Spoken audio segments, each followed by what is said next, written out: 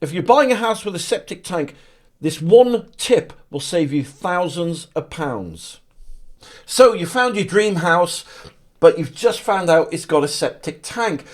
So how do you find out that it's legal and compliant with all the new rules and regulations as laid out by the UK government without having to spend hundreds and hundreds of pounds on getting a firm in to do a site inspection for you? Well, it's really simple. You just need to ask the people you're buying the house from a simple question, and that is, was this septic tank installed before 2015?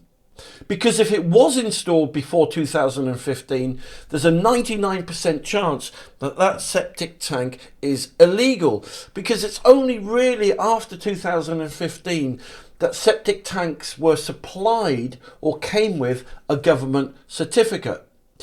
So if you find out that the septic tank was installed before 2015, what can you do? Well, basically, you've got two options. So the first protocol is to ask the people selling the house to lower the house price by 15,000 quid. Why 15,000 quid? Because that's typically what septic tank installation firms charge to put in a new legal septic tank system. But let's say there's a danger that you're going to lose the house because they don't want to drop their house price.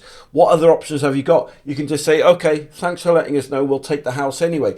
Once you've moved in, you can then put something called a septic tank kit in. So these government approved septic tank kits will save you like 13,000 quid, because you can just get a builder to put them in. They'll make your septic tank sewage system 100% legal and compliant with all the new rules and regulations.